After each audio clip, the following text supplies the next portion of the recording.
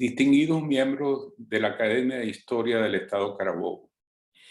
Para mí, un gran placer y un honor compartir con ustedes en este momento de presentar mi trabajo de incorporación como miembro correspondiente de nuestra corporación. De momento, comenzaré con mi exposición.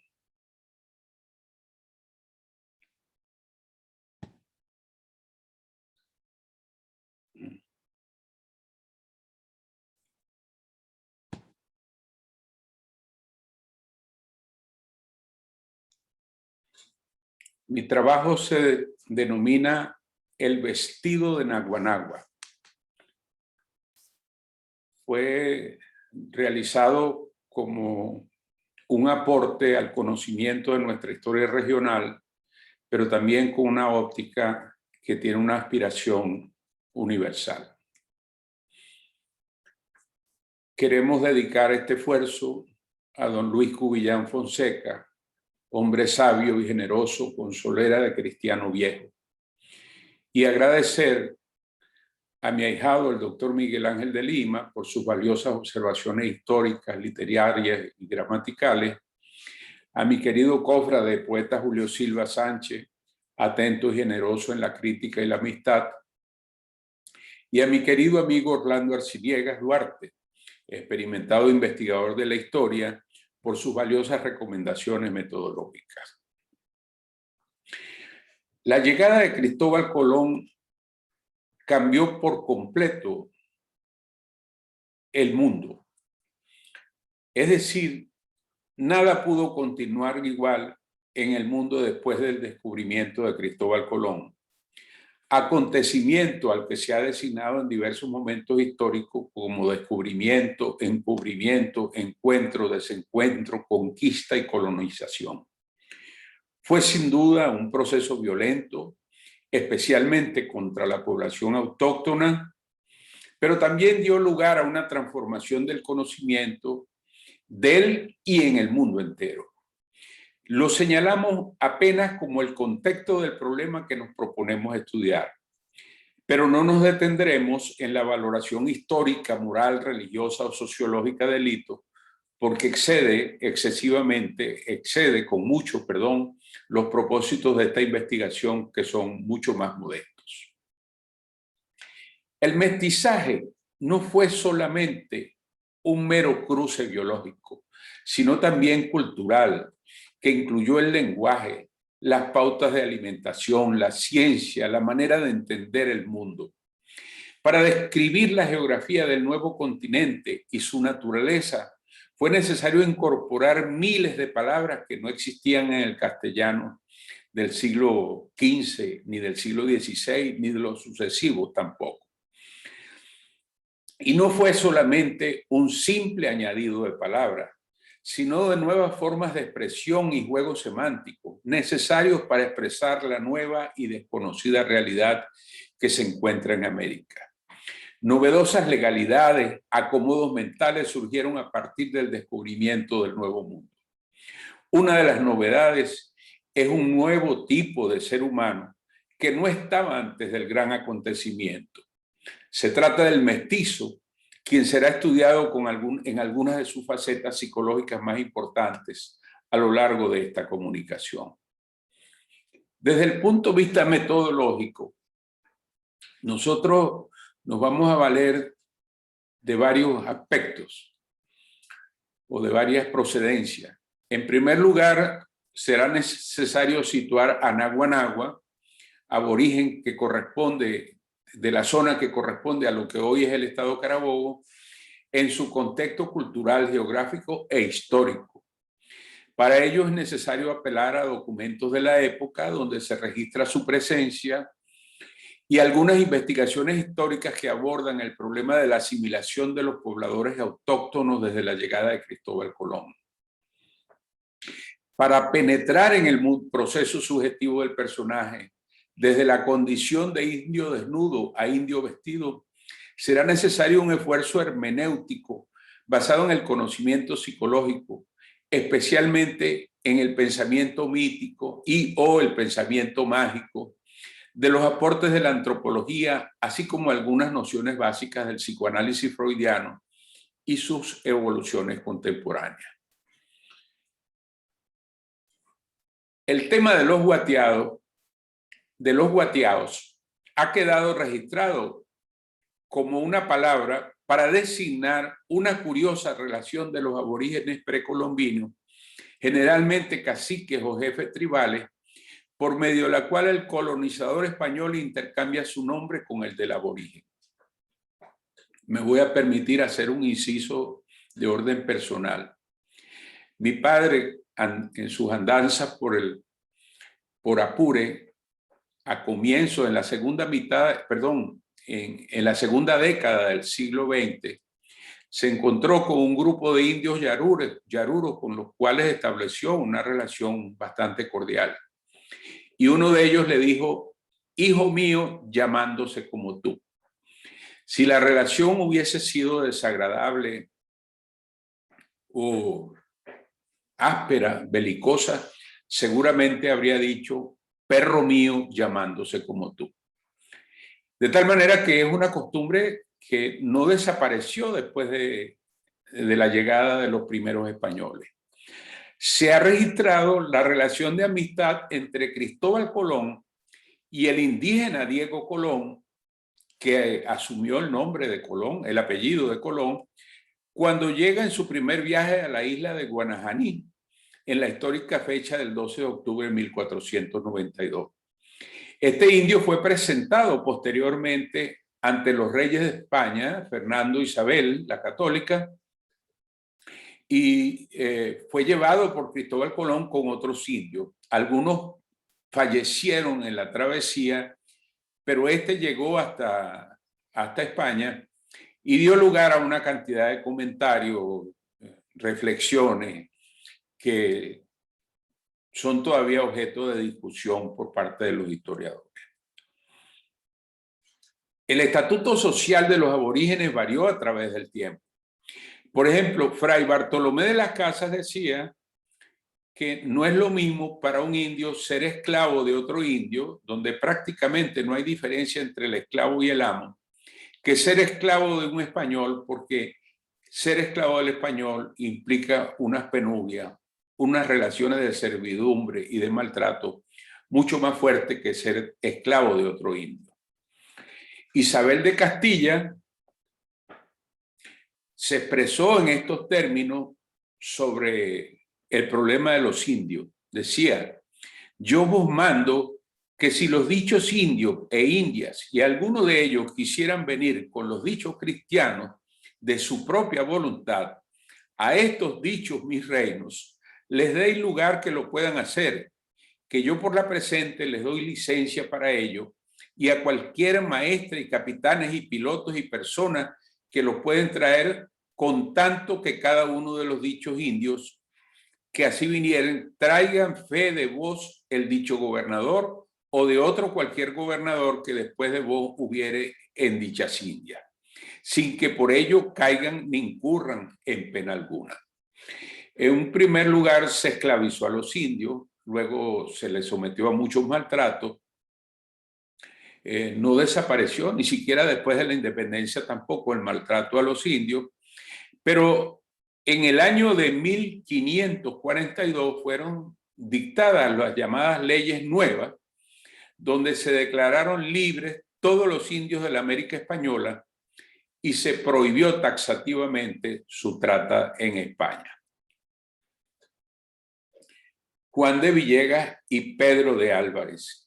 En el año de 1547, Juan de Villegas tomó posesión de la laguna de Tacarigua, en presencia de Luis de Narváez y Pedro de Álvarez, también conocido por un apócope de Perálvarez.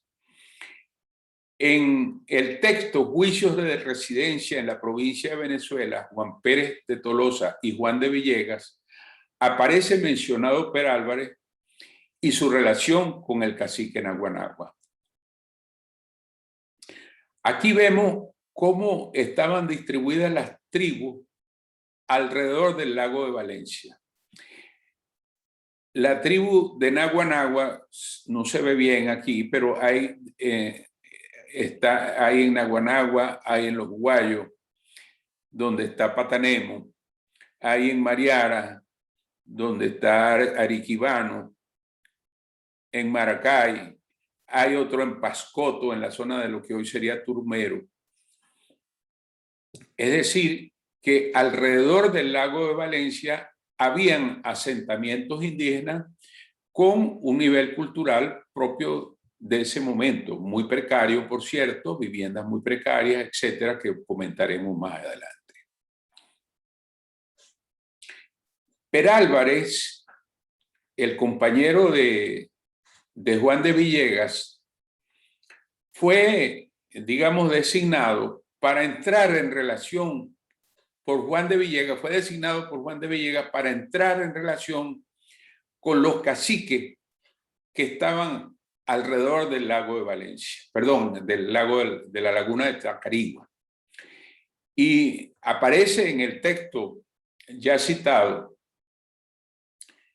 un fragmento donde dice: y que al principal naguanagua de mi casa le he dado 2 camisas y zarigüeyes para que trajese a los demás, el cual principal trajo a 2 indios delincuentes que se llamaban Faxara y Puroco, y velándolos, estando dichos indios atados de pies y manos, los dejó ir Andrés González, vecino de esta ciudad.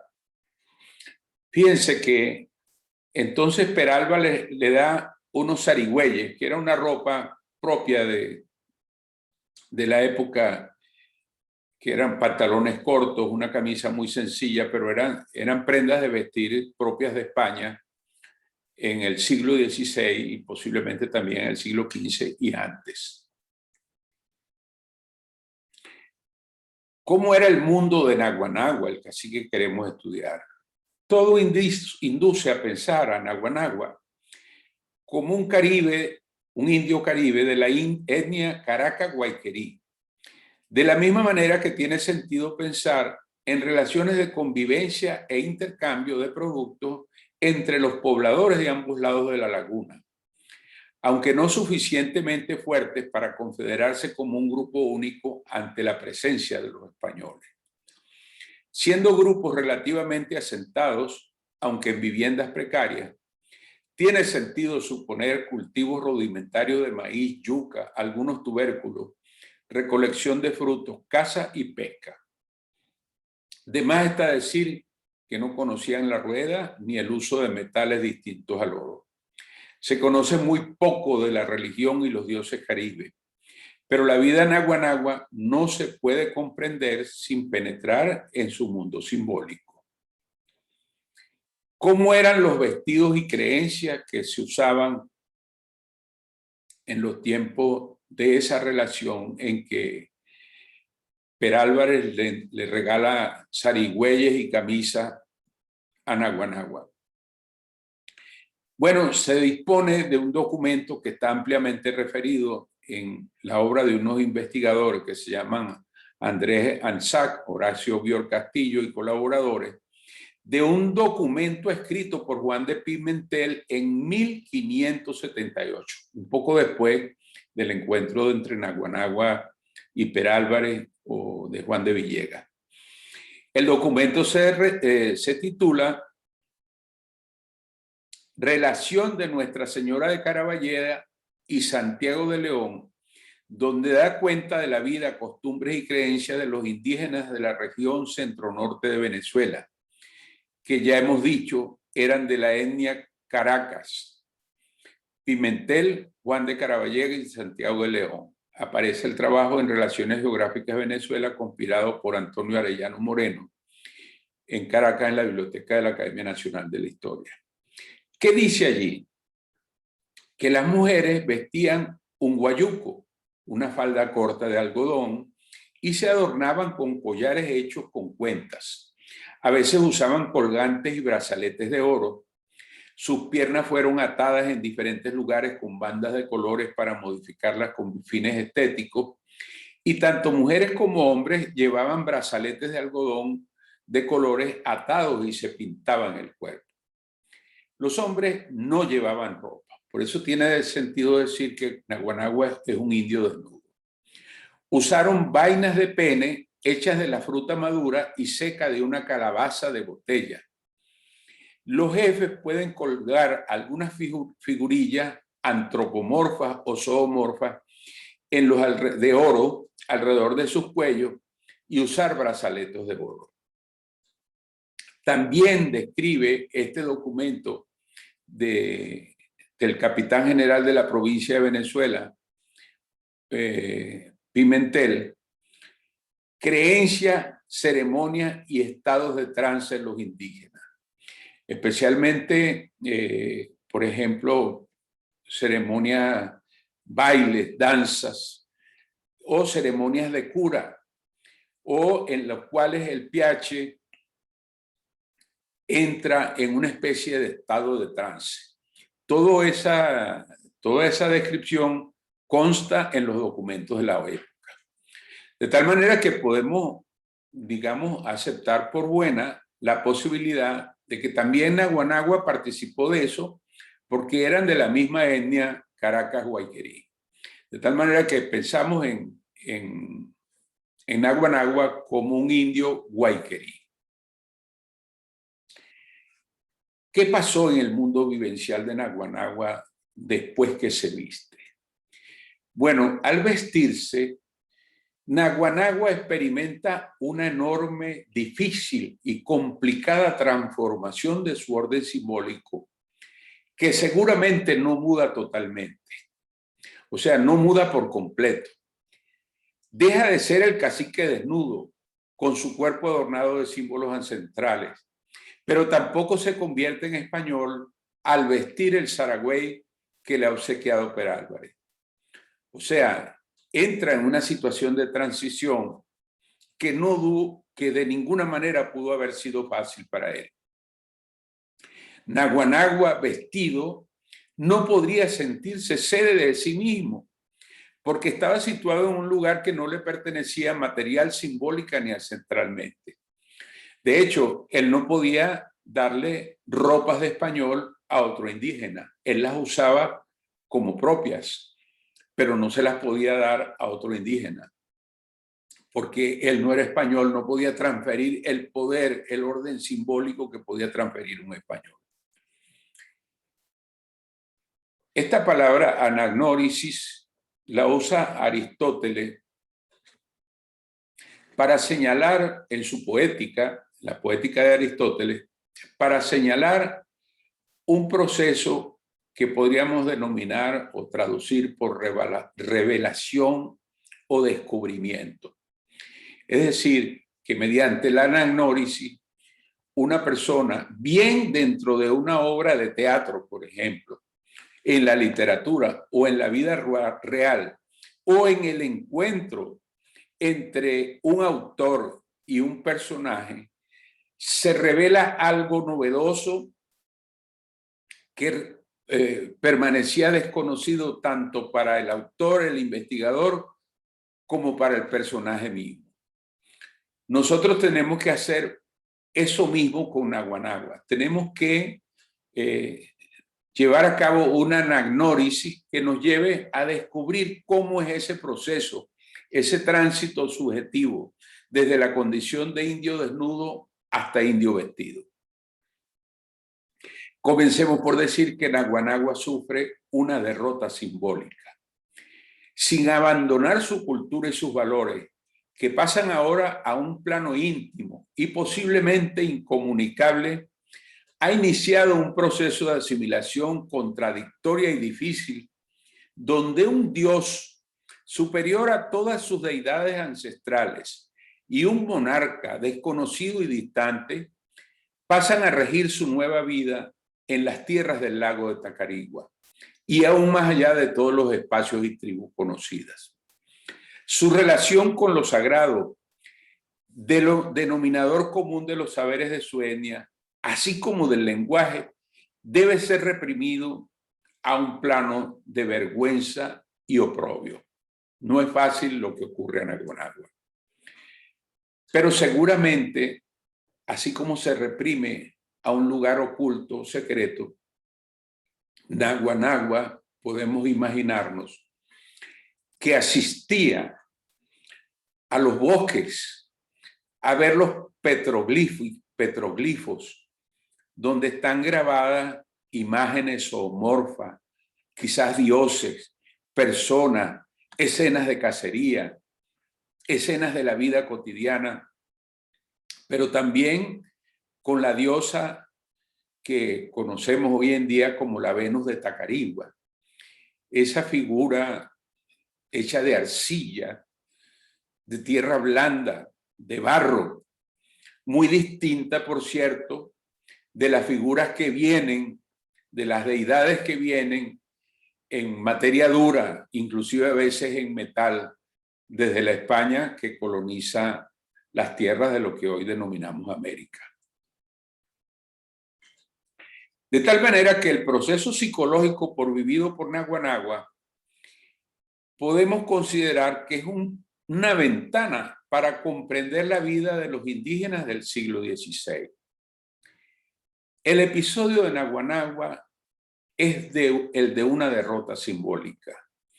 Triunfa un Dios infinito, un imperio donde nunca se pone el sol, una lengua que se expande hegemónicamente sobre todo un continente, que se habla y que se escribe, condición que no tenían nuestros indígenas. Ellos no sabían escribir, no tenían escritura.